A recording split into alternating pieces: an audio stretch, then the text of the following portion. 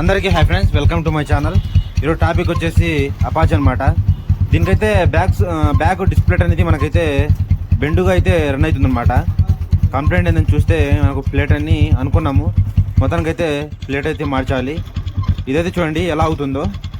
మనకు plate bend లాగా ఎట్లా మనకు డిస్క్ సిలిండర్ అయితే అటు ఇటు ఊగుతుందన్నమాట. మొత్తానికైతే బండి అయితే చూడండి ఓల్డ్ మోడల్ అనమాట.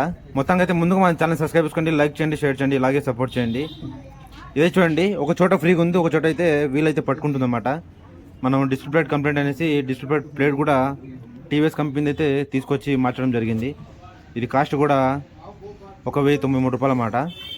మొత్తంగా అయితే ప్లేట్ వేసి మీకు మళ్ళీ చూపిస్తాను చూడండి ఫ్రెండ్స్. చూడండి కొత్త డిస్ప్లే ప్లేట్ కూడా వేసాను అనమాట. ఇది వేసిన కూడా సేమ్ కంప్లైంట్. పాత చూడండి ఇలా ఉంది. పాత వేసి పెద్దగా ఏం రోజులు కాలేదు, అదేసి గట్టిగా ఒక 10 డేస్ అనమాట.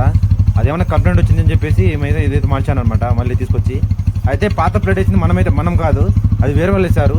నేను ప్లేట్ కంప్లైంట్ చెప్పి తీసుకొచ్చి చేశాను నేను కూడా, కాబట్టి సేమ్ రిజల్టే.